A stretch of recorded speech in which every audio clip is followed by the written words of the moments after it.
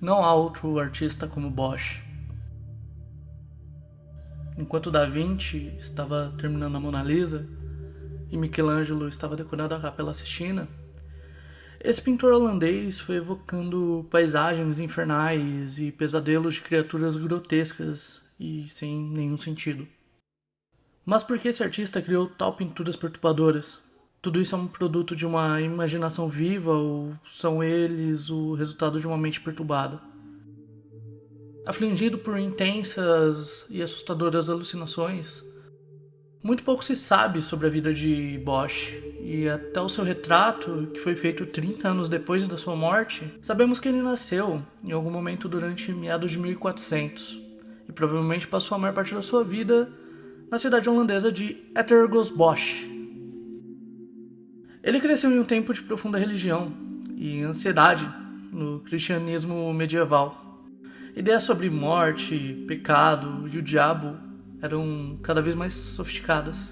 E descrições do inferno, como em O Inferno de Dante, estavam se tornando cada vez mais vívidos e era um medo realmente genuíno, de que as forças demoníacas viviam entre a população e um medo de que tomou conta de todo o povo, e isso gerou a primeira caça às bruxas na Europa. Isso é algo que só aumentaria nos próximos séculos. Este era o ambiente espiritual que Bosch surgiu, de onde devoção e medo estavam entrelaçados e, é claro, pode tê-lo afetado profundamente. Preocupação com o pecado e a punição, isso permeia seu trabalho. Vamos começar com o seu mais conhecido trabalho, o Jardim das Delícias Terrenas. É um tríptico com 3 painéis, retratando 3 cenas inusitadas. O primeiro à esquerda aqui é baseado em uma história bíblica, de Adão e Eva, ambientado no Jardim do Éden. E podemos ver animais familiares como elefantes e girafas. Mas logo abaixo delas existe uma criatura bípede bizarra. Aqui, as criaturas emergindo dessa piscina são horríveis. O painel do meio é uma cena não bíblica, apresentando centenas de pessoas nuas, brincando em um jardim exuberante e completamente estranho. Estruturas orgânicas dominam o fundo, dando uma sensação de outro mundo. Para isso o nível de detalhe é surpreendente, mas destaquem que incluem pessoas rastejando e este ovo gigante. E finalmente um lindo unicórnio, parecido com um gato. Os habitantes deste painel parecem estar entregando-se a atos de luxúria e gula, que são 2 dos 7 pecados capitais. O último painel é uma imagem perturbadora do inferno, com todos os tipos de excentricidade e punições horríveis. No fundo, nós temos um porco vestido com o manto de uma freira, que está tentando conseguir que alguém assine um pacto com o diabo. Este pássaro-demônio consome suas vítimas indefesas e depois defeca-os na fossa abaixo. Aqui temos um mestre de coro demoníaco liderando um canto fúnebre, crucificando um homem, e também parece tatuar a música em alguém. Algumas pessoas realmente colocaram isso em uma música, e soa mais ou menos assim.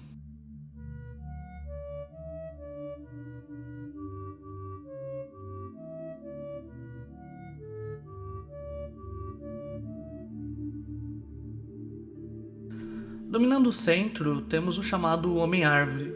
Alguns acreditam que esse é o rosto e um autorretrato do próprio artista.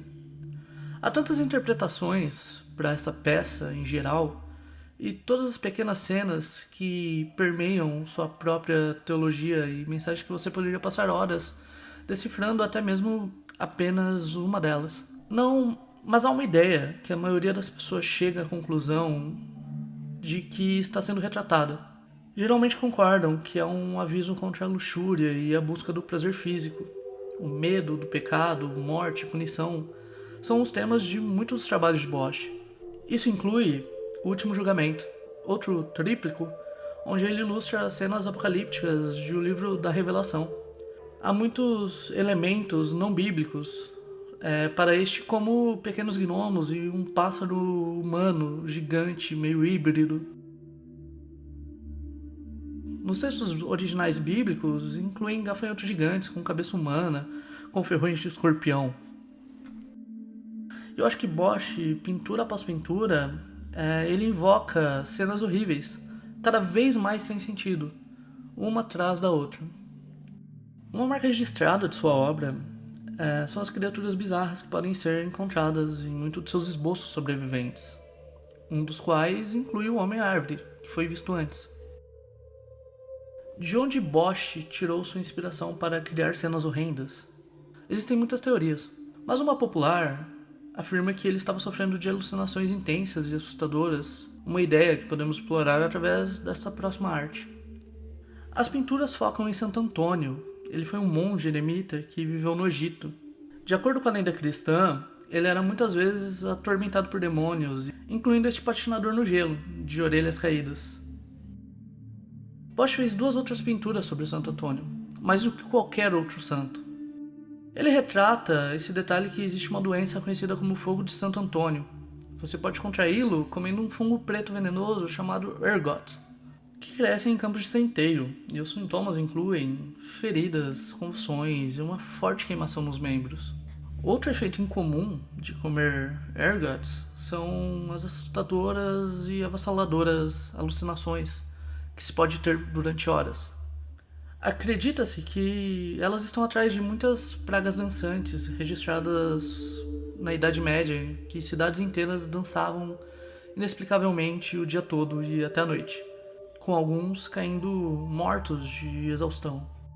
Em meados do século XX, foi descoberto que quando os ergots são assadas no forno, elas se transformam numa forma química de ácido lisérgico, também conhecido como LSD. Alguns acreditam que Bosch realmente sofreu com o fogo de Santo Antônio e pode ter se baseado suas pinturas nas suas próprias alucinações, criando assim muitas pinturas para esse santo, que podem ter sido uma forma de devoção. É uma teoria interessante, mas que também é muito difícil de ser provada. Como mencionado, não sabemos praticamente nada sobre a vida de Bosch, por isso é desconhecido se ele realmente sofreu com isso. O mesmo vale para os que sugerem que Bosch era simplesmente insano, e não há nenhuma evidência para qualquer um provar ou refutar essas informações. Bosch não foi o único artista pintando demônios. Até Michelangelo fez uma pintura de Santo Antônio, onde ele estava sendo erguido no ar por monstruosidades. E ambos os artistas vêm de uma tradição onde a arte cristã medieval era um pouco estranha. Mergulhando em bíblias ilustradas e as primeiras enciclopédias de animais, revelam uma coleção inteira de estranhas criaturas e imagens assustadoras. Descrições de monstros grotescos e demônios em abundância. Alguns deles compartilham uma grande semelhança com o trabalho de Bosch, e é provável mesmo que ele tenha reproduzido essas criaturas em seu próprio trabalho. Alguns deles compartilham uma grande semelhança com o trabalho de Bosch, e é provável mesmo que ele tenha reproduzido essas criaturas no seu próprio trabalho, como o caso daquela girafa. Os historiadores de arte anteriores acreditam que Bosch se baseou em uma ilustração encontrada em um registro de viagem inicial. E comparando os dois, e eles compartilham uma grande semelhança, impressionante, as pessoas estavam desenhando o inferno e os demônios por muito tempo. E dizer que ele aperfeiçoou tudo, como um verdadeiro artista renascentista, ele pegou ilustrações planas de antigamente e as transformou adicionando perspectiva e cores vivas, trazendo-os à vida através da sua imaginação macabra. Agora é claro que nem todas as pinturas de Bosch são paisagens infernais e demoníacas. Como muitos pintores de seu tempo, ele fez obras de arte sobre a vida de Jesus ou coisas que ele viu ao seu redor. Mas, mesmo nos tópicos mais mundanos que foi retratado, não estamos muito longe de encontrar algum tipo de fera. É lamentável que saibamos quase nada sobre a vida de Bosch. Apenas uma sombra passada através das suas pinturas. Mas ficou claro que ele tinha uma imaginação escura, vívida, e questões de religião e moralidade claramente permearam sua mente. Após sua morte em 1516, a próxima geração de artistas holandeses foram claramente inspirados por Bosch. Nos próximos séculos, artistas começaram a vê-lo como o pioneiro do surrealismo, sendo um dos primeiros a desenhar diretamente de sua imaginação. A visão apocalíptica e sombria de Bosch continua a paralisar todos que contemplam suas pinturas e oferecem vislumbres sombrios do que nos espera na vida após a morte.